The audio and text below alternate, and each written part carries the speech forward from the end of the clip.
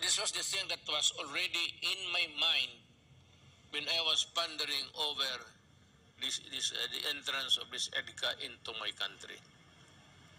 Wala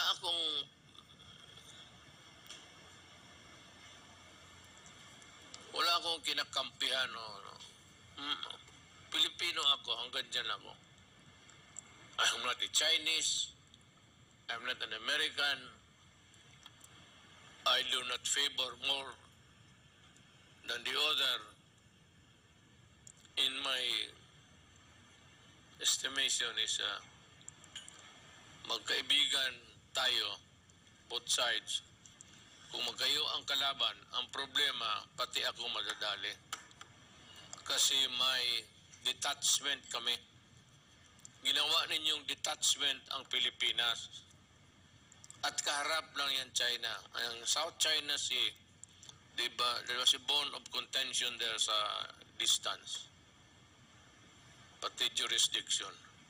In a matter of minutes, yung Cagayan, less than 10 minutes darating yung pati Zamboanga. Davao, habang buhay ako, hindi talaga papayag.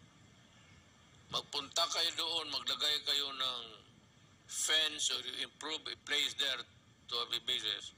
Maski na ginusto ng gobyerno, pupuntahin ko talaga kayo doon, sabihin ko, ayaw ko.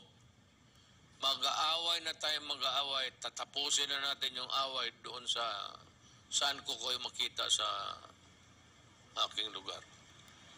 Hindi kayo talaga pwede pumasok. I do not welcome you because I do not welcome this disaster.